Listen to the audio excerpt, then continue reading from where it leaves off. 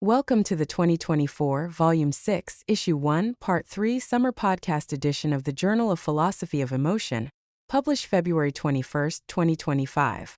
All contents are protected under the Creative Commons, Attribution, Non-Commercial, No Derivatives, 4.0 International Deed.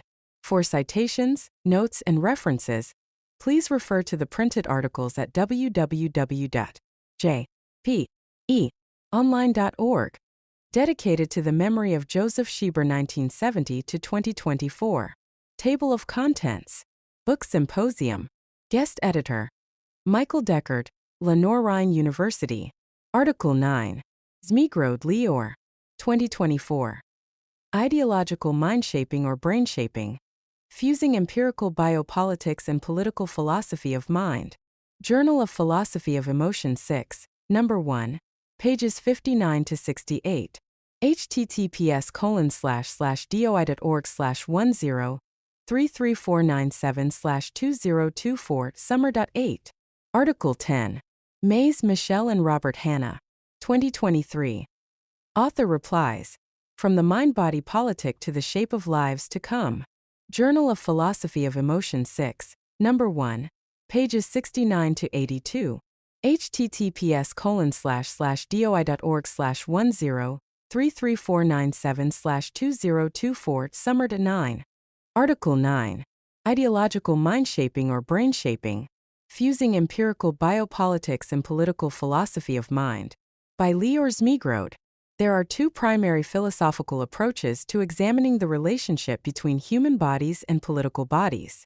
The first, reflected in traditional political theory on the body politic, is concerned with the question of how individuals aggregate into functioning or malfunctioning collectives, how singular citizen bodies come to constitute wider political entities.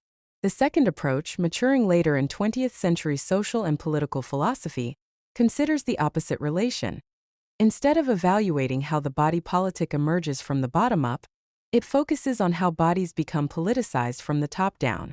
This more sociological perspective explores how human bodies are disciplined and learn to self-discipline into particular physical forms and functions. Dominant ideologies can infiltrate the bodies of adherents, and the task of the social critic or political philosopher is to delineate how, why, where, and when political structures shape the minds and bodies of citizens, as well as whether the effects are coercive, destructive, or liberatory. I will argue that a political philosophy of mind cannot flourish without attention to the cognitive science of ideologies. Until recently, there has been little serious dialogue between biology and political philosophy, partly due to disciplinary balkanization and mostly because of the infancy of empirical biopolitics, the science of how cognitive and neurobiological processes are molded by political ideologies. I will suggest that attending to the emerging science of ideological cognition can allow us to build a stronger, more compelling and provocative thesis on the mind-shaping consequences of immersion in ideologies than is possible with conceptual tools alone. The argument will proceed as follows. I will briefly review how political philosophy has conceptualized the politicization of bodies and embodiment of ideology. Social theorists from Michel Foucault to Maurice Merleau-Ponty and Frantz Fanon, Hannah Arendt to Sally Haslanger and Victoria McGeer, have argued that ideological discipline and oppression change human beings through explicit control and self-control as well as through implicit transformations of self-perception, phenomenology, and moral epistemology. In other words, ideologies influence social beliefs, agency, and experience in everyday social interactions.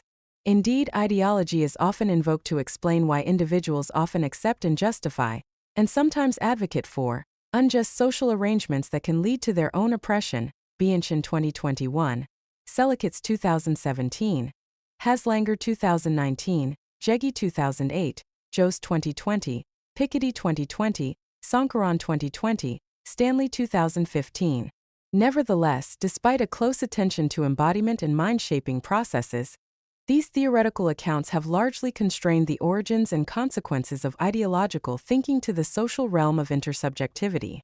When an individual navigates the social world, the effects of ideological discipline and oppression become clear in how they steer and respond to interpersonal relationships, exchanges, and the negotiation of subjective identity. Sociality and subjectivity are at the heart of these philosophical accounts. Yet it is also possible that we can observe the constitutive effects of ideologies on minds and bodies in domains that are not directly concerned with social exchange or subjectivity. In the Mind-Body Politic, Maiese and Hanna, 2019, make essential steps forward by acknowledging that while political socialization is key, the reverberations of ideologies can go far into the body and mind, including physical movement, sensation, affective orientation, and attentional habits. In Maiese and Hanna's account, political philosophy and ideological critique are merged with an understanding of habits of mind. The Mind-Body Politic emphasizes that ideological institutions, in particular institutions tinged by neoliberalism, determine beliefs, behaviors, and self-consciousness in real and literal ways. The effects are not metaphorical. They can be identified, enumerated, and traced to the physicality of the body. The repetitive practice of neoliberal habits becomes embodied and embedded. I will argue that neoliberalism may not be an ideal candidate upon which to build an empirically grounded political philosophy of mind because, in contrast to other ideological doctrines, neoliberalism is less tractable to define, measure, analyze comparatively, and critique. Moreover, I will build upon the neurocognitive model of ideological thinking, Zmigrod 2021, and extend Maiese and Hanna's 2019 mind-shaping thesis to argue that we can form an even deeper thesis about the penetration of ideologies into perception, cognition, and behavior. Drawing on the latest research in political neuroscience and political psychology, I will evaluate research demonstrating that ideological doctrines may shape cognitive and perceptual domains which are principally asocial. The effects of ideological immersion can cascade into non-political and non-social psychological domains of basic human perception and cognition. We can observe these consequences empirically. Dogmatic adherents to ideological doctrines respond to neutral perceptual stimuli and decision-making tasks in ways that are systematically different to moderate and non-ideological citizens. This suggests that we can postulate a deeper and more mechanistic hypothesis about how ideologies shape the brains of followers and structure their consciousness, phenomenology, and epistemology. Section 1. Politicized Bodies, Biopower, Embodiment, and Phenomenology. To understand the depth and reach of both the neurocognitive model of ideological thinking, Zmigrod 2021, and Maiese and Hanna's mind-shaping thesis, it is necessary to distinguish these from other claims surrounding the politicization of human minds and bodies. Michel Foucault coined the term biopower to denote the ways in which power by the state and institutions can regulate life by disciplining bodies in prisons, armies, medical institutions, factories, and schools. In this Anatomopolitics of the Human Body, Foucault 1978, page 139, bodies are tactically, gradually, and aggregately trained to maximize social utility and docility. Deviation is minimized by discipline, punishment, and specific reward structures. Biopower centers on the body as a machine. Its disciplining, the optimization of its capabilities, the extortion of its forces, the parallel increase of its usefulness and its docility, its integration into systems of efficient and economic controls. Foucault 1978, page 139. Foucault, 1993, observes that governance translates into self-governance. Coercive techniques to control individuals cascade into how citizens come to construct and control themselves, i.e. subjectivation. The effects of ideological discipline on the human body are, therefore, tangible and self-reinforcing. Foucault's emphasis is on the explicit changes to the exterior physical body that take place through the internalization of social norms surrounding discipline and docility. So, although biopower reflects ideologies about human bodies, it is a theory that does not attend to the human brain as such or about what disparate ideologies can do to human brains. Other philosophical accounts have considered the embodiment of ideology and the phenomenological character of being immersed in an ideologically dogmatic or hostile environment. This is particularly clear in the misogynistic, racist, ableist, capitalist, xenophobic, fundamentalist, and heteronormative assumptions of what bodies are expected to do or look like. Alcoff 2006, Barkey 1990, Haslanger 2019. At the broadest interpretation, Merleau-Ponty identified that human beings learn to see and feel, and then come to adopt sedimented physical and psychological habits that shape and are shaped by social experiences. He noted in the Phenomenology of Perception, I am a psychological and historical structure. Along with existence, I received a way of existing or a style. All of my actions and thoughts are related to this structure. Merleau-Ponty 2012, page 482. Racialization is one potent instance of ideology, embodiment, and phenomenology coming into contact. As Frantz Fanon observed in Black Sin, White Masks, in the white world the man of color encounters difficulties in the development of his bodily schema. Below the corporeal schema I had sketched a historical racial schema, Fanon 2008, page 83. Linda Martine Alcoff elaborated on Merleau-Ponty and Fanon's ideas to argue that racialization partially determines our vision and representations of bodies. Quote, Merleau-Ponty is mainly discussing motor habits of perception and movement used in performing various operations such as driving or typing, but the concept can easily be applied to postural attitudes and modes of perception, taken in interactions with others whose identities are marked by gender, race, age, and so on. Following Fanon, Gordon, and Weiss, I will also argue that racialization structures the visual sphere and the imaginary self, and can block the development of coherent body images. End quote. Alcoff 2006, page 184. Alia El-Sajji 2014 extends this to demonstrate how these phenomenological features originate in and justify oppressive ideologies. Quote, a primary way in which racialization takes hold in lived experience, while remaining unconscious and invisible, is by means of perception. The seeming naturalness of perceived race categories works to justify the very racist logic that produced them. End quote. El-Sajji 2014, page 137. The embodiment of ideology, such as racism, is thus tightly linked to our bodily and social subjectivity, and can facilitate the perpetuation of ideological oppression and injustice. In the spirit of a political philosophy of mind, these theoretical analyses focus on the ways in which bodies are politicized and shaped by social institutions and prevailing ideologies. Yet the focus is still bound to the domains of sociality, subjectivity, and intersubjectivity.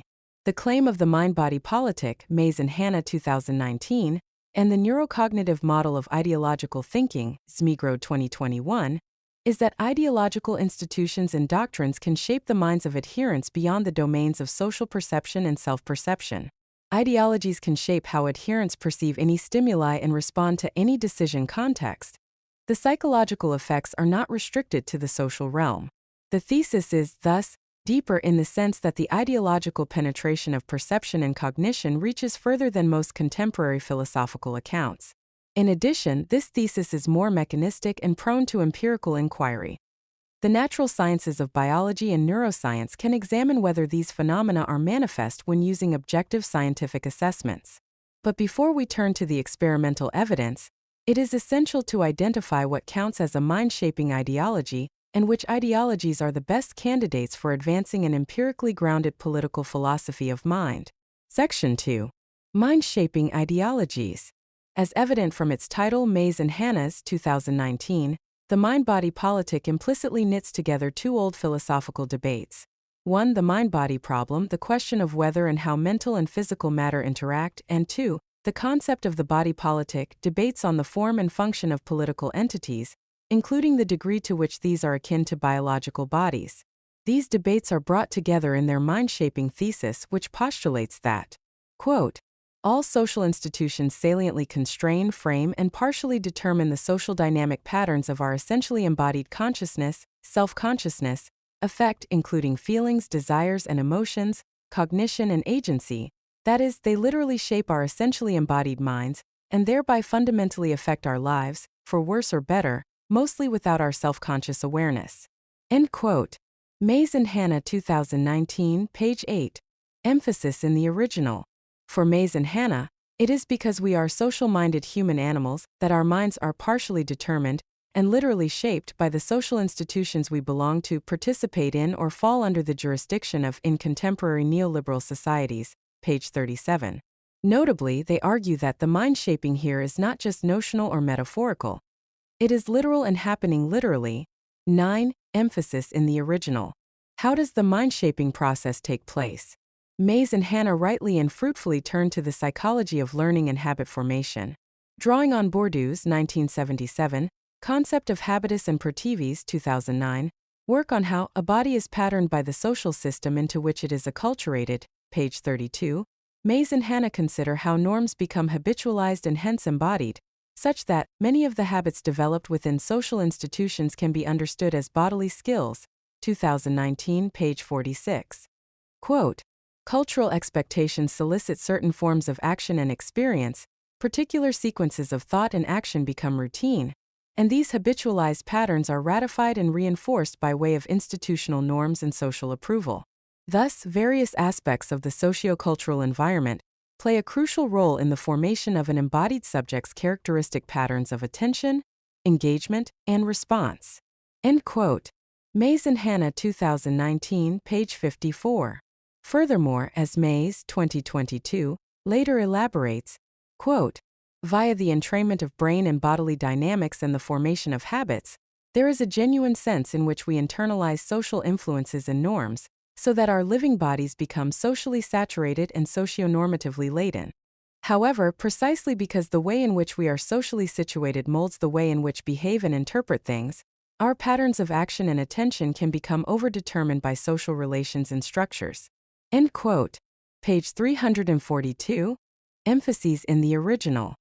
In demarcating that the mind-shaping process is one of habits of attention, affect, and bodily movement, Maiese and Hanna delve deeper than many mind-shaping accounts, which are overly general. The original formulation of mind-shaping by Matteo Mameli defined a mind-shaping effect as an effect on the development or structure of a mind. Mameli, 2001, page 608. This definition is fairly shallow from a neurocognitive perspective. It makes no deep or mechanistic claims about what, other than broad belief or behavior, is shaped in mind-shaping.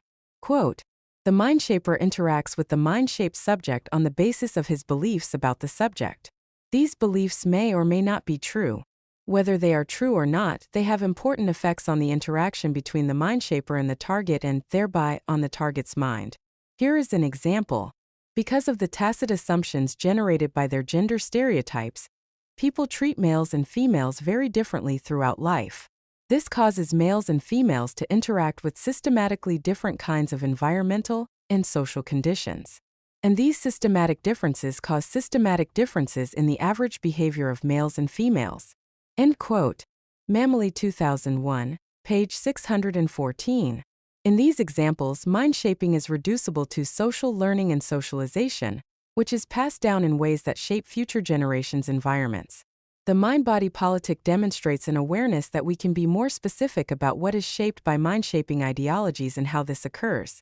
Yet, when it comes to arguing that neoliberal ideologies and institutions are mind-shaping, the mechanisms of action are not very clear, precise, or empirically grounded.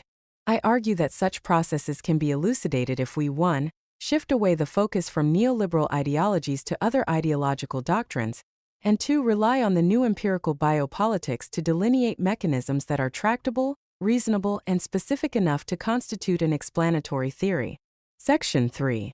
Tractability of theoretical, empirical, and critical analysis. Several of the most compelling questions that could be addressed by a political philosophy of mind include the following. How do political ideologies transform the cognitive and biological constitution of their adherents? What political force would need to be applied to human brains in order for such a change to occur? And notably, in what mental domains would the reverberations of this force be manifest? In other words, how far into human cognition and perception, and away from the original domain of politics, can we find the residues of ideological thinking? One of the challenges of the mind-body politic is that, while it is interested in unpacking some of these questions, its central focus is neoliberal institutions. I believe that this leads to 3 kinds of problems: 1. Conceptual, 2. Empirical, and 3. Critical, that is, in the service of the aims of social critique. Firstly, neoliberalism is vaguely defined in terms of Hobbesian liberalism, capitalism, and technocracy, and institutions are granted a maximally broad conception, 5, which encompasses almost every kind of social grouping from the family to sports groups to workplaces to nation-states. Maiese and Hanna argue that neoliberalism is so deeply ingrained in our social fabric, we can barely perceive its contours. Yet this means that, from a psychological perspective, it is unclear what a neoliberal mind looks like. It is ill-defined and with few comparison points. Ideological thinking necessitates an ideological doctrine, with a set of prescriptive and descriptive beliefs, and a parochial relational orientation that is strongly favorable to in-group members and antagonistic and hostile towards non-believers. It is difficult to definitively identify neoliberal ideological thinking. What is the doctrine and who are its adherents and non-adherents? Ideologies such as nationalism, social conservatism, or religious ideologies have a more well-defined structure and psychological character. Hence, from a conceptual perspective, neoliberalism is not an ideal candidate for tracing the cognitive antecedents and consequences of ideological institutions.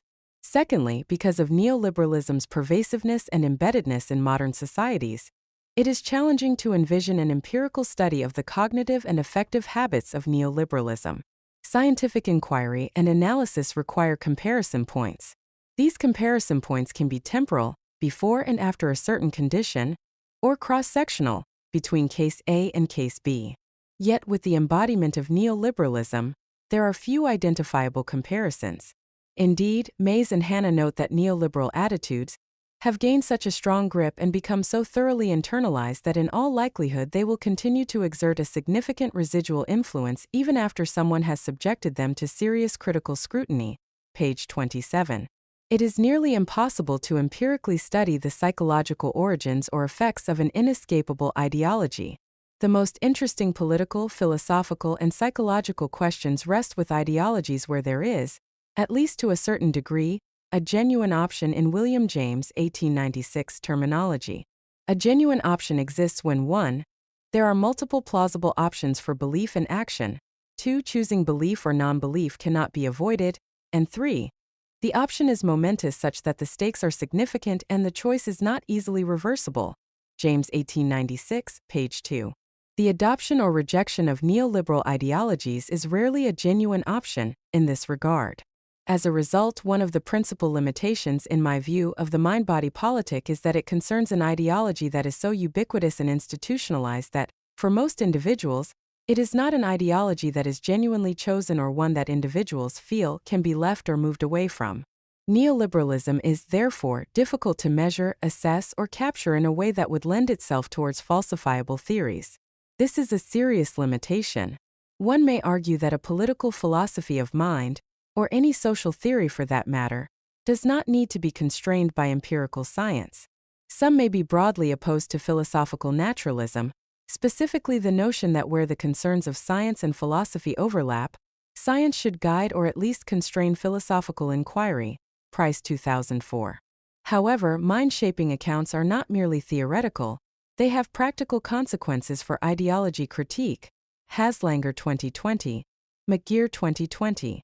As Victoria McGeer observes, it's only by understanding how our minds are shaped through enculturation that we can make real progress in understanding the resilience of practices of injustice, even those that are recognized, as well as developing better strategies for resisting and remedying them. 2020, page 49. Elucidating mechanisms, and ensuring that these are consistent with the science of the mind and society, is key for an emancipatory political philosophy of mind. It unearths the cognitive processes that perpetuate oppression and allows us to envision antidotes. Furthermore, a noted challenge for ideology critique is the epistemic positionality of the critic. How can they identify and judge the nature of the ideology's oppressions if they are viewing it from inside? Maiese and Hanna reflectively point to the notion that neoliberal ways of thinking, feeling, speaking, and acting have become so ingrained that they typically are accepted unreflectively and without question, even for scholars who have devoted their careers to studying the harmful impact of other toxic ideologies. Page 27. Examining the mind-body politic dynamics of ideological doctrines which are more narrowly defined, as well as less insidious and unavoidable, may bolster the epistemic capabilities of critics. In sum, neoliberalism is a suboptimal target for building a sound political philosophy of mind from conceptual, empirical, and critical perspectives. In order to evaluate how and which ideologies are brain-shaping in meaningful and dangerous ways, we must complement philosophical inquiry with empirical biopolitics. Section 4. Neurocognitive Model of Ideological Thinking. Mechanisms of mind-body politic interactions. The neurocognitive model of ideological thinking offers a theoretical framework for understanding how and why individuals are dragged into, or plunge themselves toward, toxic ideologies. It begins from the premise that we can outline what constitutes ideological thinking by studying the degree to which an ideology is adhered to with epistemic dogmatism and interpersonal intolerance. Notably, being immersed in an ideology is a more specific phenomenon than mere enculturation. Knowledge of the mental antecedents and consequences of ideological thinking can be best developed when we can compare strong and weak adherents of an ideology, or compare the functioning of multiple ideologies. Individuals are more ideologically extreme if they exhibit the characteristics of epistemic dogmatism and interpersonal intolerance to a greater degree than others, whereas ideological moderates exhibit receptivity to evidence and a humanism that negates an us versus them mentality. In other words, regardless of the ideology at hand, ideological thinking possesses a certain structure that can be identified across different ideologies. Unpacking the contribution of the substance of an ideology, its aims and claims, must come after the structure of the ideology has been mapped. When hegemony eliminates nuance and variation, it is difficult to conceptually or empirically compare gradients of ideological thinking. The neurocognitive model of ideological thinking postulates that there are bidirectional links between the brain and the ideology it is immersed in. Firstly, there are neurocognitive antecedents in individuals' brains that shape their tendencies towards ideological thinking. Secondly, there can also be neurocognitive consequences to strong immersion in ideological environments. This is exemplified and supported by empirical findings that individuals with certain ideological proclivities are characterized by particular neurocognitive traits. For instance, individuals who are more ideologically extreme, dogmatic, or prone to violent solutions tend to exhibit cognitive rigidity on neutral neuropsychological tests. Zmigrod 2020. In these tests, participants are responding to changing response rules, such as sorting a deck of cards according to the color of the cards, and then the rule changes.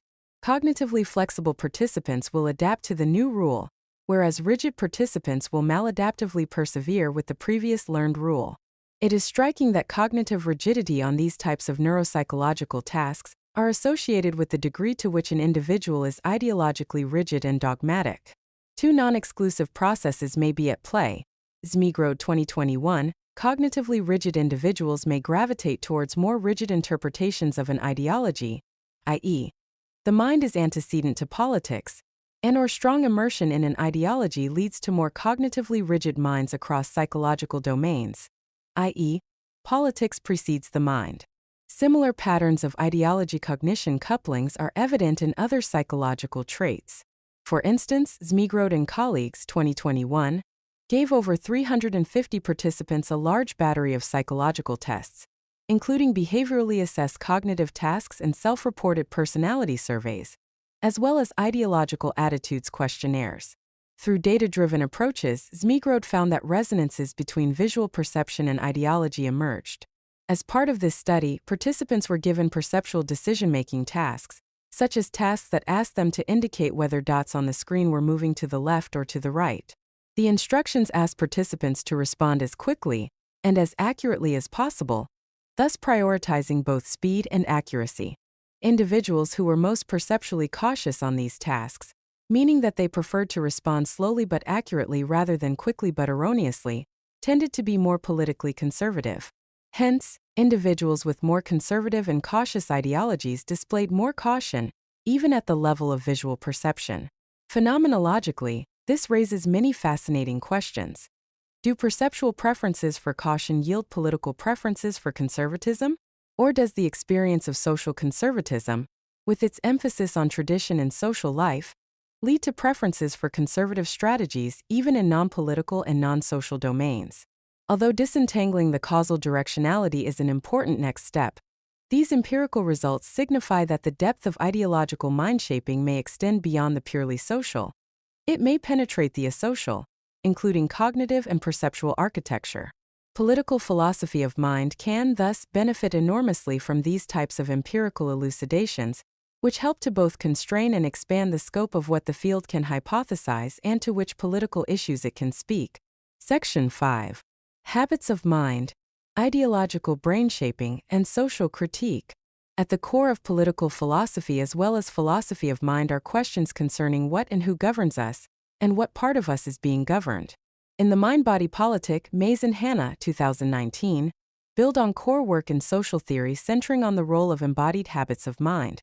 Because we are habitual creatures, we absorb social norms and ritualize them, and hence politics becomes patterned into our social habits. Yet, the focus of mind-shaping accounts on broad social norms, culture, and neoliberalism are too vague and neurocognitively shallow to be empirically tractable or meaningful. Advances in political psychology and neuroscience illustrate that in fact ideological doctrines may have consequences that extend beyond the social domain and bleed into the general perceptual and cognitive functioning of adherents. To get at the mechanisms that govern these processes, we may need to emphasize ideological brain shaping as opposed to the fuzzier mind shaping. It will be imperative to consult the psychological and neurobiological literature to delineate the processes and interactions that govern minds and bodies entrenched in, or resisting, ideological environments. Hence, it is necessary to fuse empirical biopolitics with the emergent discipline of political philosophy of mind. Updating philosophical theories in response to scientific elucidations is not merely conceptually advantageous. It is necessary for a genuinely emancipatory political theory that can help instigate change and identify routes to justice and liberation from toxic authoritarian ideologies. As Jan Slaby, 2016, observes, the question of the constitution of individual mental capacities is here inseparable from the question of a normatively adequate organization of socio-political reality at large, where normatively adequate here means, at the very least, worthy of reflective endorsement by those concerned. Page 7. Ideology critique necessitates that we dissect exactly how ideological doctrines coerce the mind, and how cognition mutates under the seductions of ideological dogmas and groups. Delineating the nature of these neuropsychological changes, including their longevity, depth, and reversibility, is a task of urgency both to the psychologist and the philosopher. Resisting ideological oppression requires that we grasp how our minds change in response to these coercions, and what feasible, effective, and ethical antidotes may look like. Article 10. Author's Replies. From the Mind-Body Politic to the Shape of Lives to Come. By Michelle Maiese and Robert Hanna. We're extremely grateful to Mason Cash, Alan Jurgens, Josephine Pascoe and Miguel Segundo Orton, Joseph Shieber, Ali Timuri, Lee Wilson, and Leor Zmigrod, for their uniformly incisive and insightful critical comments on our recent book, The Mind-Body Politic, M.B. T. Maiese and Hanna, 2019. In view of the philosophical excellence of their commentaries, we've decided that the best way of approaching our co-authored response is to construe the commentaries as providing a set of critical inputs to our co-authored work, not only as it began in Embodied Minds in Action, Hanna and Maiese 2009, E.M.I., and was continued 10 years later in M.B.T. as a sequel to E.M.I., but also as it was developed between 2009 and 2019 in our individual work, and has continuously developed over the last 3 years from 2019 to 2022. That is, we approach their commentaries as a set of creative contributions to our new work in progress in political philosophy of mind, a project we call The Shape of Lives to Come, Maiese et al. 2022. More specifically, the Shape of Lives to Come project has 4 parts. Quote, a fusion of philosophy of mind and cognition and socio-political theory, called the Mind-Body Politic. 2. A philosophy of human civilization since 1900, which defends a categorical distinction between the mechanistic worldview and the organicist worldview. 3. A dual application of the Mind-Body Politic, together with the mechanistic worldview versus organicist worldview distinction, to the philosophy and psychology of human thinking, called the Theory of Thought Shapers. T.S. And 4. The dual possibility that T.S. is empirically testable by means of scientific psychological studies, and that, if confirmed, it could be implemented to bring about some genuine improvement and progress in human thinking and human lives. End quote. Maiese et al. 2022. We think that approaching these commentaries as a set of creative contributions to this new work in progress, let's call it the constructive, enabling approach to responding to critical commentaries, is essentially more philosophically interesting and fruitful all around and for everyone involved than the standard defensive counterattack approach to criticism. In accordance with the constructive, enabling approach to responding to critical commentaries, then we've identified 11 more or less distinct worries that the commentators have expressed about M.B.T. and have attributed each such worry to one or more of the commentators. Correspondingly, we've responded to the worries one by construing them as critical inputs to the work that we've been doing, both before and after the publication of M.B.T. for the purposes of grounding, elaborating, and extending that work toward the Shape of Lives to Come project. Finally, we conclude by briefly describing the Shape of Lives to Come project, and how our commentators' worries have made creative contributions to this new work in progress, by shaping our philosophical thinking in organic, generative ways. In addition to the other convenient acronyms and initials we've mentioned in the first paragraph, we'll also refer to ourselves henceforth as M, N, H, M, M, or R, H. Section 11 Worries, construed as critical inputs to our new work in progress. Worry number 1. Distributed cognition. Mason Cash worries that we do not recognize the fundamental fact or phenomenon of distributed cognition and agency, in addition to the first 3 E's of the contemporary 4E approach to human cognition, namely, that all human cognition is embodied, embedded, and enacted. As a consequence, their metaphysics of mind and theory of cognition is overly internalist, and thus counterproductive to their larger project of resisting neoliberal individualism. Another, more fruitful way to defend claims about the mind-shaping power of social institutions is to embrace a distributed conception of cognition. We'll start by quickly reminding our readers that the 4 ES are I-embodied, i.e. minds are necessarily realized in organismic animal bodies. 2. Embedded, i.e. minds are necessarily external context sensitive or indexical. 3. Enacted, i.e. minds are necessarily dynamically and practically implemented. And 4. Extended, i.e. minds necessarily have external vehicles of consciousness or intentionality, aka the extended mind thesis. It's worth noting that Mason Cash claims that an enactivist view inherently excludes the thesis that cognition is extended. However, there is no single, well-established enactivist position, and some enactivists have argued that cognition, affectivity, and agency are extended. Colombetti 2017, Di Paolo 2009. In previous work, we've argued against the extended mind component and in support of what we call the body-bounded mind thesis. Hanna 2011. Moreover, although many 4E theorists are anti-representationalists, by contrast we affirm a dual-capacity and dual-content version of representationalism, involving the categorical and irreducible distinction between I, essentially non-conceptual cognitive capacities and representational contents, and 2, essentially conceptual capacities and representational contents. Refer to Hanna 2015 as P chapters 1-3. In any case, it's absolutely true that the essential embodiment theory, the body-bounded mind thesis, and the dual capacity/dual content theory of mental representation all inherently belong to a larger dynamicist mind-body metaphysics and neo-organicist cosmology that R. H. has presented, defended, and elaborated both before and after M.B. T. S. publication, Hanna 2018a, Hanna 2022a. So, for better or worse, our metaphysics of mind and theory of cognition can't be coherently detached from the political philosophy of mind we present and defend in M.B. T. Cash holds that in order to avoid individualistic assumptions, we should view cognition and agency as distributed across wider dynamic emergent systems. For example, if one installs a garbage disposal, there's a system consisting of various tools, instruction books, social conventions, and people that has enabled that agent to do this. All these components are essentially involved, in the sense that the agent could not have done this without them. Credit for the installation is, therefore, distributed across this social and technological system. But is there a cognitive process that constitutively includes these various components, or do the components simply make a significant causal contribution to cognition? We argue that it's more reasonable to suppose that these components are all crucial scaffolds, i.e. fundamental parts of the social setting in which an agent is deeply causally embedded.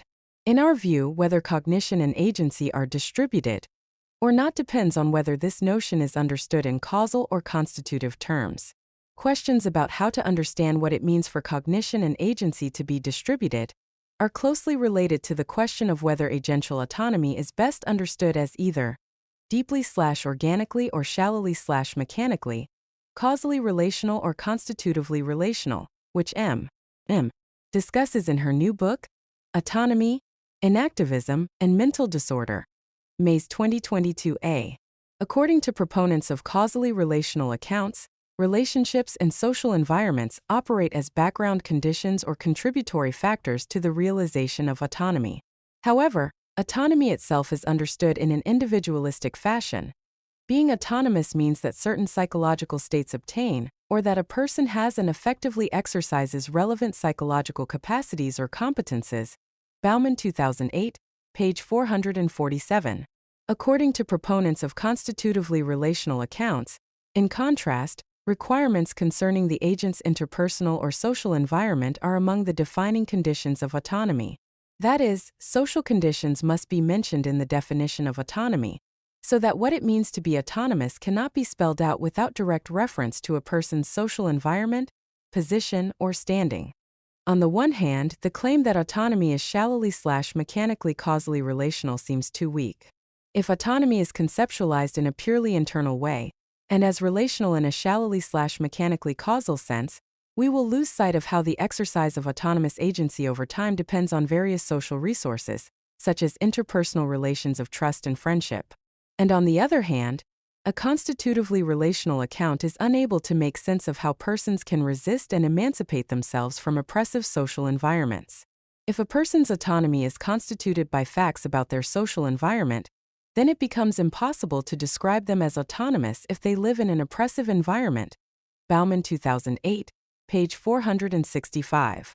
But if slaves and/or subservient wives who live in deeply racist and/or sexist societies automatically fail to qualify as autonomous agents, this leads to the counterintuitive and problematic implication that they're incapable of effectively and robustly resisting their oppressive social environment and emancipating themselves. It appears then that autonomy is not purely an internal or individual matter, and yet it seems false that autonomous agency is constituted by social relations. What is needed is an account that conceptualizes autonomous agency as causally relational in a deep/organic way, and also leaves open the real possibility that individual agents can effectively and robustly resist ideologically or morally oppressive social influences, and thereby play an active role in radically reshaping their social world. In Autonomy, Enactivism, and Mental Disorder, Maiese 2022a, M. presents and defends such an account. Correspondingly, this account is also metaphysically supported by R. H. S. Natural Libertarian Theory of Free Agency and Deep Freedom in Real Persons, Hanna 2018a, ESP chapters 1-5, and by his anti-mechanistic neo-organicist approach to physics and cosmology in the Philosophy of the Future, Hanna 2022a, ESP chapters 2 and 4. In summary, our main concern with a constitutive reading of the distributed approach is that its in tension with the notion of individual autonomy and effective, robust resistance to oppression. If we understand cognition and agency as scaffold and deeply causally embedded, this better accounts for individual autonomy, which enactivist theorists rightly hold remains intact during participatory sense-making.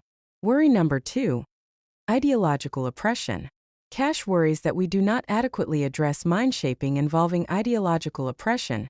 Cash 2024, page 10, this issue. Since M. B. T. We've also developed the theory of thought shapers T.S., which subsumes the theory of ideology under a broader cognitive framework.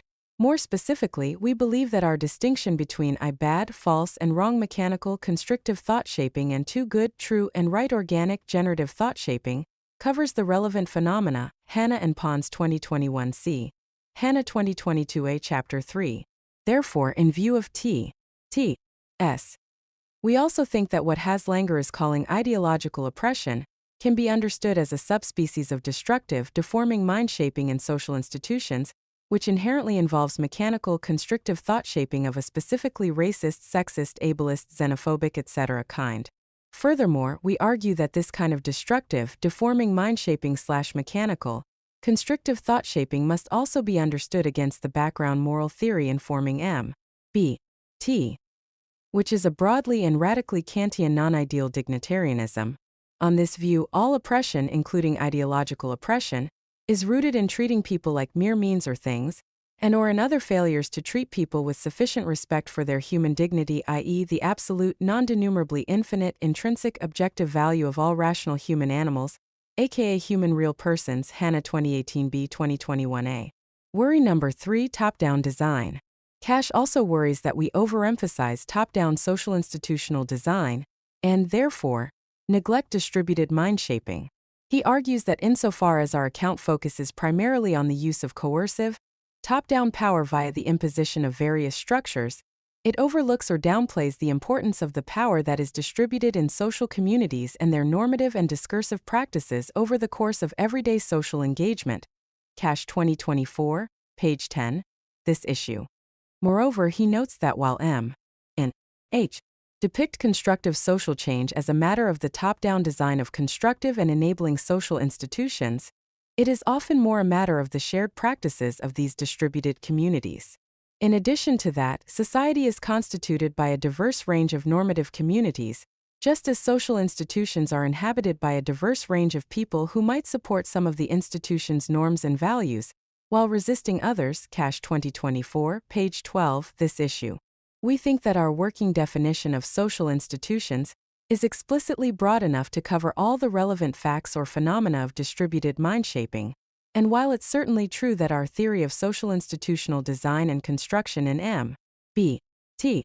is not fully worked out, nevertheless both before and after M.B.T. we've also done work on bottom-up anarcho-socialist social institutional dynamics in R.H. S. Kant, Agnosticism and Anarchism, Hanna 2018 c. especially Part 3, and 2 treated distributed social relations in some detail in R.H. S. postscript to M.B.T. Our sociable sociality, Hanna 2021 b. This, in turn, means that for the purposes of the Shape of Lives to Come project, we're proposing an approach to mind shaping in social institutions that's complementarily and simultaneously both top-down and bottom-up, hence also complementarily and simultaneously attentive both to hierarchical and distributed sociality. In mind shaping and activism and ideological oppression, M.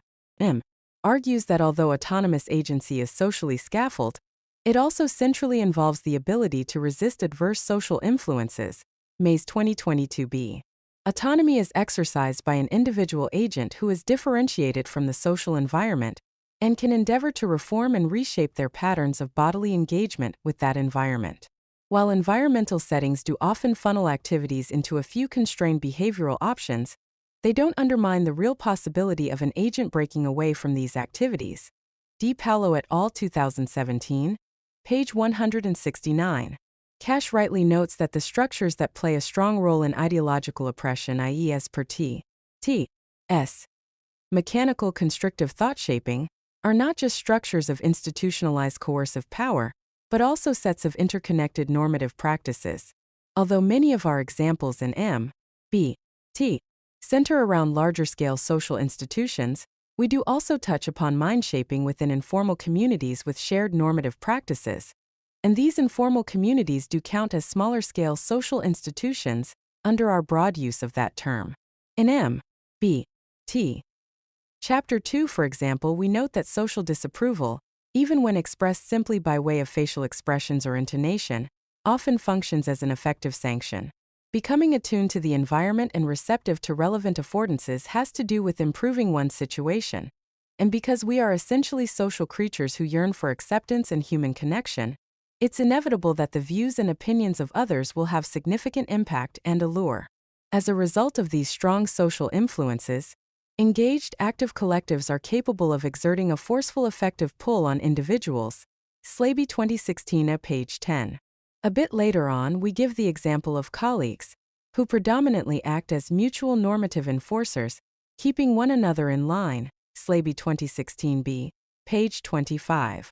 In the context of higher education, just this sort of social conditioning is at work, in which members of a normative community reinforce, sanction, and influence one another, so that they come to have specific shared forms of life. It's absolutely true, then, that power operates at the lowest extremities of the social body and is distributed throughout social communities. But in our view, these social communities are themselves social institutions. To be sure, more needs to be said about how smaller-scale and larger-scale social institutions are related, and we've done some of that work in R.H.S. Our Sociable Sociality, Hanna 2021 b. We fully agree with Mason Cash that social change does often occur through low-level interactions, In the context of smaller-scale social institutions, there are communities of dominated people who together create alternative communities and accomplish things that a mere aggregate of individuals could not. But this occurs in part by individuals coordinating their actions and sense-making with other individuals. We can effectively and robustly resist ideological oppression/mechanical, constrictive thought shaping only by working together with others, but we remain autonomous individuals in so doing. In addition, when Cash says that he is reluctant to view higher education as a destructive, deforming institution, he seems to overlook some of the key points he raised. Suppose it's true, as we argue in M.B.T., that the large-scale institution of higher education is so permeated by neoliberal ideology that it counts as a destructive, deforming institution. This still leaves open the possibility there are some subcommunities that can effectively and robustly resist this ideological oppression/mechanical, constrictive thought shaping. In our view, these subcommunities should be viewed as small-scale constructive, enabling institutions that play an integral role in bringing about social change. Worry #4A. Narrativity. Alan Jurgens worries that we neglect a narrative approach to mind-shaping. More specifically, Alan Jurgens proposes that the sociocultural narratives which shape how we come to perceive and experience the world must each involve a synthesis of conceptual and affective knowledge. Jurgens 2024, page 21. This issue. We fully agree that the notion of a master narrative can help to elaborate and extend the idea that we're oppressively mind-shaped, and more specifically mechanically and constrictively thought-shaped, by ideology. Narratives shape how we organize, process, and attend to information. However, habits and what we call affective framings also operate at an essentially non-conceptual, pre-reflectively conscious level, even when no narratives come into play. Hanna and Maiese 2009, Maiese 2011. This gives rise to interesting questions about how affective framings relate to narratives. We think that affective framings are more basic, in an essentially embodied cognitive sense, and that narratives represent only one mechanism via which both framing and mind-shaping occur. In any case, while it's quite true that we don't emphasize or highlight a narrative approach, it's certainly consistent with our view, and not only can be, but also should be explicitly added to it. Worry #4B. Narrative practices. Josephine Pascoe and Miguel Segundo Orton worry that we neglect the role of narrative practices in embodied and effective change. According to Pascoe and Segundo Orton, more should be said about the role that narratives play in shaping our embodied minds, and how they can be a useful tool for constructive and enabling mind-shaping. Self-narrative, in particular, can be a useful tool insofar it allows agents to actively shape themselves and their behavior. The way in which people narrate themselves shapes their embodied relationship with the world, and can open them up to new, previously hidden options. What is more, narrative practices offer a means of linking together effective framing with more sophisticated, conceptual modes of deliberation and reflection. But, according to Pascoe and Segundo Orton, our account seems to downplay the role that conceptual thinking plays in meaning-making. Pascoe and Segundo Orton 2024. This issue. We agree that conceptual propositional reframing has an important role to play in enactive transformative learning and other forms of consciousness raising. We opted to focus on the embodied, effective dimensions of reframing, because we think that this dimension of meaning-making has been overlooked by many philosophers. Because people's narrative habits and linguistic sensitivities are intertwined with their patterns of attention and other habits of mind, shifting self-narratives can contribute to personal transformation. Still, because these self-narratives are comprised partly of embodied, internalized frames of reference that frequently operate at a pre-reflective, affective level, it may be difficult to transform them simply through dialogue, self-reflection, or the provision of factual information. Instead, an even more fully embodied intervention that also targets people's emotions and affective habits will be needed. According to our view, enactive transformative learning and consciousness raising involve a dynamic, coordinated interplay between linguistic engagement, self-reflection, and effectivity. Worry number 5. Human needs and ideology. Joseph Shieber worries that we do not have a theory of human needs that's sufficiently attentive to the ideological mind-shaping of our needs. Shieber 2024, page 39. This issue. Correspondingly, Shieber offers a three-step argument for pessimists. Quote, persons are often ill-equipped to identify the social forces that shape their values, desires, and attitudes. Even if people are able to identify these social forces, it is unlikely that they will be capable of examining how these forces shape their values, desires, and attitudes. This is because these forces are quite complex and their workings are difficult to predict. Therefore, it is implausible to suppose that people will be in a position to endorse some of these social influences, while resisting others. End quote. Shieber 2024, page 39-40, this issue. In order to support this argument, Shieber distinguishes between two different readings of false human needs, the repression reading and the heteronomy reading. But why not suppose that false needs are ones which both perpetuate toil, aggressiveness, and misery and also are not at all under the agent's control? It is true that persons are often ill-equipped to identify the social forces that shape their values/desires/attitudes. Is this not what critical self-reflection, collective consciousness raising, and various therapeutic processes are all about? Gaining insight into the ways one has been mind-shaped is difficult, to be sure, but far from unachievable. We've claimed that transformative education is one important way to make people better equipped to do this. Also, it is important to distinguish between social forces that operate outside of someone's immediate awareness or control, and social forces that operate necessarily covertly.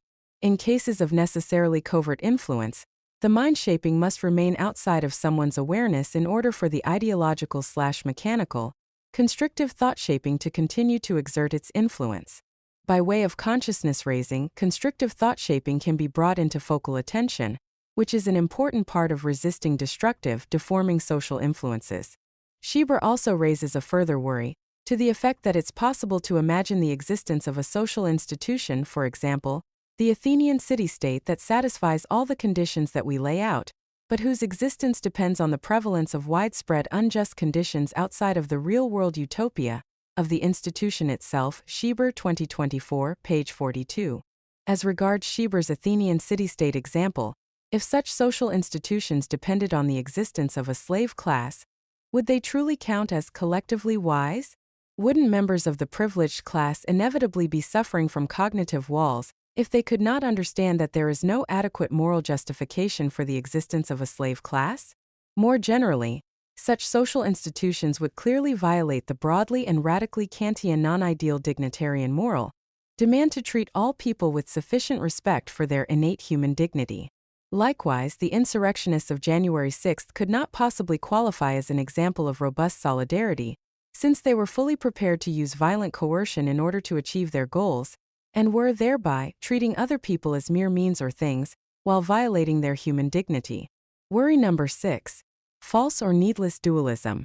Mason Cash and Ali Temuri worry that we have a false or at least needlessly dualistic account of sociopolitics, more in line with early humanist Marx than with later dialectical Marx.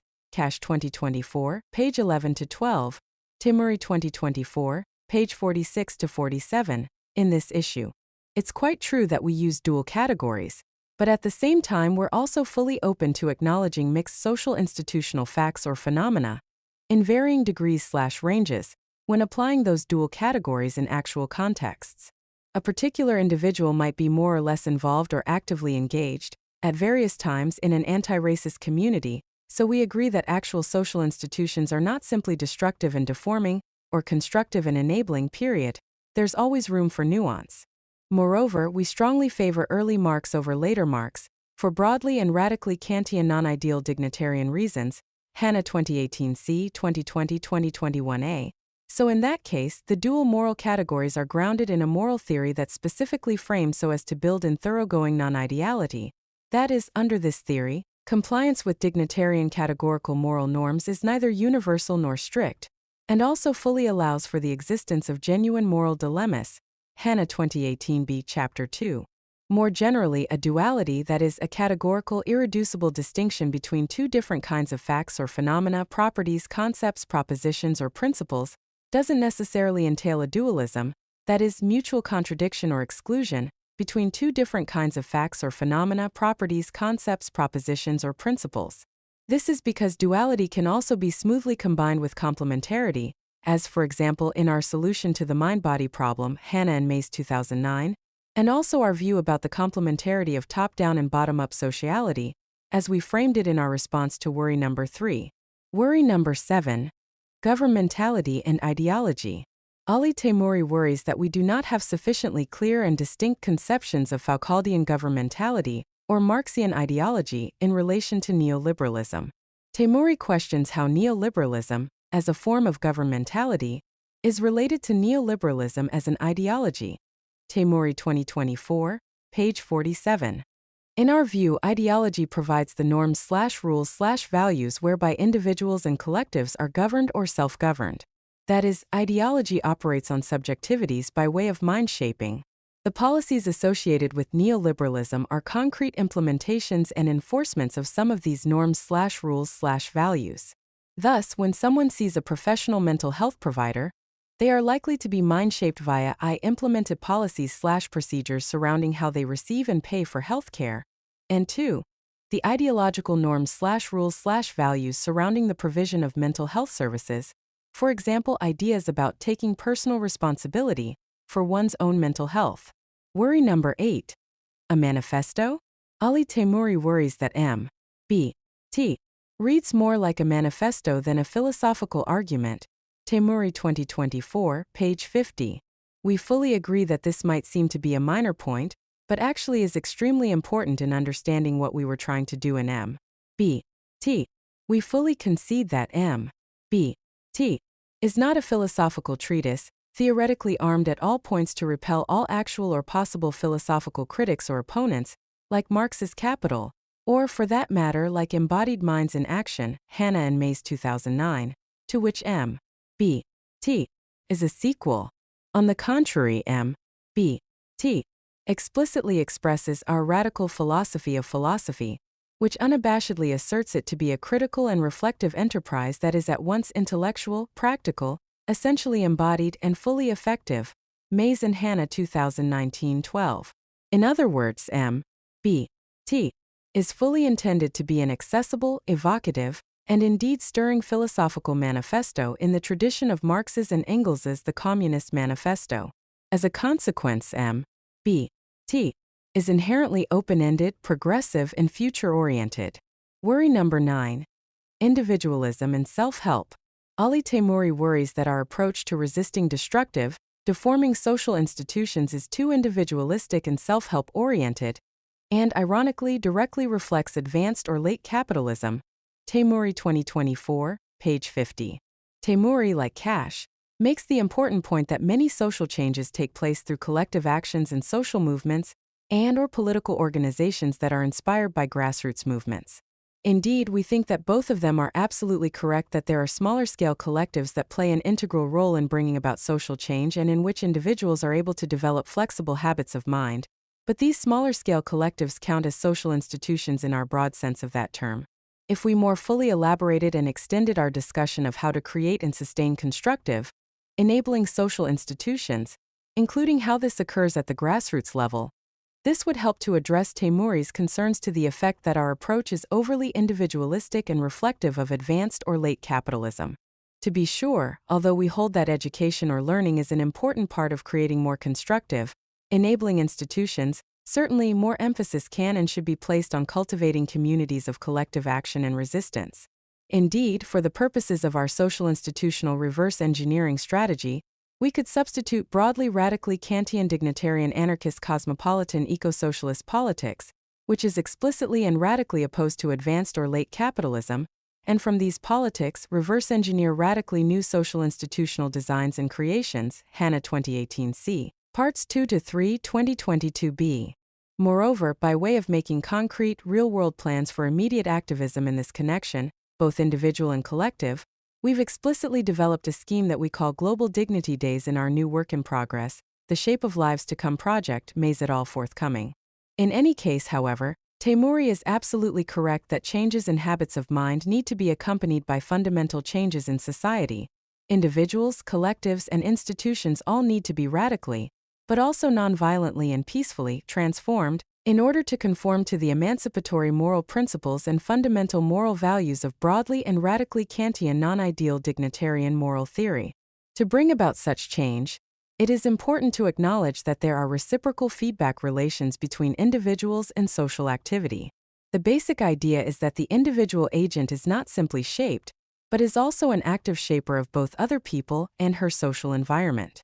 Through their unique contributions, individuals can influence the workings of social institutions, whether small-scale or large-scale, and succumb to or resist these socializing practices to varying degrees. Likewise, smaller-scale social communities/collectives are shaped by dominant ideology, but also can play an important role in resisting, reshaping, or reinforcing that ideology. Given these complex reciprocal dynamics, radical change needs to occur at multiple scales in order for genuinely constructive and morally good, true, and right socio-political change to occur.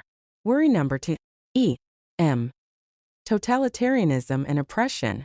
Lee Wilson worries that our autopoietic biological normative foundations of essentially embodied mind thesis E.M., which in turn grounds our inactive transformative principle, and therefore also our emancipatory political theory E.P.T., are not only consistent with totalitarian politics in particular, but also express inherently oppressive post-World War II, Anglo-European moral and socio-political norms, more generally. Therefore, E.M. is neither sufficient nor necessary for E.P.T. Wilson 2024, page 52, page 56 to 57. This issue. The most direct and simplest way to respond to Wilson's highly challenging and ingenious worry is to point out that E.M. is not the only normative foundation for the inactive transformative principle, and therefore also not the only normative foundation for E.P.T. that's offered either in M.B.T. our earlier work or our subsequent work. On the contrary, in M.B.T. our earlier work and our subsequent work E.M. is also explicitly and integrally conjoined with a broadly and radically Kantian dignitarian metaphysical and moral conception of the rational human animal, or person, and also a natural libertarian conception of free agency, which are then naturally developed into an existential Kantian dignitarian anarchist cosmopolitan eco-socialism. All these parts can be compactly expressed by the term radical enlightenment, R.E. In order to ground the inactive transformative principle, Hanna 2018a, 2018b, 2018c, 2020, 2021a, 2022a, 2022b. Now, because R.E. is explicitly a rejection of not only Anglo-European classical liberal or neoliberal morality and politics specifically, but also totalitarian status morality and politics of any kind, and equally an affirmation of existential Kantian dignitarian anarchist cosmopolitan eco-socialist moral and political principles, then we strongly believe that in M.B.T., our earlier work and our subsequent work, we have taken amply sufficient care to avoid the danger of mistaking the needs of a specifically Anglo-European expression of the human organism with that of universal human needs, and correspondingly avoid the danger of conflating the political with the biological, and also and above all, too, that in M.B.T., our earlier work and our subsequent work, we are recommending precisely radically changing Anglo-European institutions and practices themselves, via E.M., when it's integrally conjoined with R.E., in order to provide a dual grounding for the inactive transformative principle, in a way that no other contemporary moral or political doctrine is capable of doing. Or in other words, although we agree with Wilson that E.M. is not on its own either sufficient or necessary for E.P.T., nevertheless, it's our considered view that the integral conjunction of E.M. and R.E. and their dual grounding for the inactive transformative principle is not only sufficient but also necessary for E.P.T. Worry number 11. Empirical testability and concrete applicability. Lee or Zmigrod worries that we approach to mind-shaping and their focus on neoliberal social institutions are formulated at too high a level of generality to be either empirically testable or concretely applicable to individual agents and their lives. Zmigrod 2024, page 67, this issue. There's a remarkable overlap between I. Zmigrod's work on ideological brain shaping and 2. The theory of thought shapers T.S. when it's combined with our Shape of Lives to Come project, Maiese et al. 2022. Indeed, what Zmigrod calls ideological brain shaping can be understood as the neurobiological aspect of mechanical constrictive thought shaping. In addition, Zmigrodz's emphasis on using empirical results to design therapeutic strategies for self-emancipation is perfectly in line with our life-shaping project. However, in our view, what's being shaped are not merely neural dynamics, but also essentially embodied habits of behavior and attention. Thus, we would translate ideological brain shaping into ideological or mechanical constrictive essentially embodied, embedded, and inactive thought shaping. But granting our fully dynamicist and neo-organicist interpretation of the mind-body relation, Hanna and Maiese 2009, Hanna 2022a, then the empirical results that Zmigrodz's and colleagues have collected and analyzed are clearly consistent with and in confirmation of T.S. and the extension of the mind-shaping thesis to the life-shaping thesis. As to ideologies themselves, we fully agree that ideologies as thought shapers can adversely shape how adherents perceive the world and themselves and respond to any decision context. Furthermore, our notion of effective framing, Hanna and Maiese 2009, Maiese 2011, is meant to capture the idea that there are essentially non-conceptual pre-reflectively conscious emotional representations guiding how we filter and make sense of cognitive information, for example via episodic memory, perception, proprioception, and other action-poised channels. If effective framing underlies all human cognition, then the depth of its influence would extend beyond the social realm. Zmigrodz's states that it's nearly impossible empirically to study the psychological origins and effects of an inescapable ideology. However, we think it's a mistake to view neoliberalism as utterly inescapable. As Cash notes, in the context of higher education, there are subcommunities in which individuals try to resist and distance themselves from neoliberal ideology. This is essentially similar to our view about oppressive gender or racial norms. Resisting them is difficult but not impossible. Although we're constantly buffeted by these social influences, we can self-consciously recognize how the norms affect us in our everyday lives and do our best to push back and resist pernicious mind-shaping. Slaby 2016a. Moreover, we think it would be possible to draw comparisons between societies in which neoliberalism's influence on higher education is more significant, for example the USA, and societies in which that influence is less prominent, for example Germany, the Netherlands, Finland, Norway, or Sweden, and then study the differing psychological origins and effects in these two contexts. It could also then be possible to compare strong and weak adherence to neoliberal ideology. In short, we think that there are indeed gradients of ideological thought shaping that can be empirically investigated. Conclusion. Here is a brief description of our new work in progress, The Shape of Lives to Come project. Quote, The Shape of Lives to Come examines how social institutions partially causally determine, form, and normatively guide, i.e. shape, our essentially embodied human minds and lives either negatively or positively, the mind-shaping thesis. It aims to investigate the social psychology of human thinking. What we call thought shapers are mental representations, especially including analogies, images, schemata, stereotypes, symbols, and templates that specifically shape human thinking processes. The theory of thought shapers, T.S.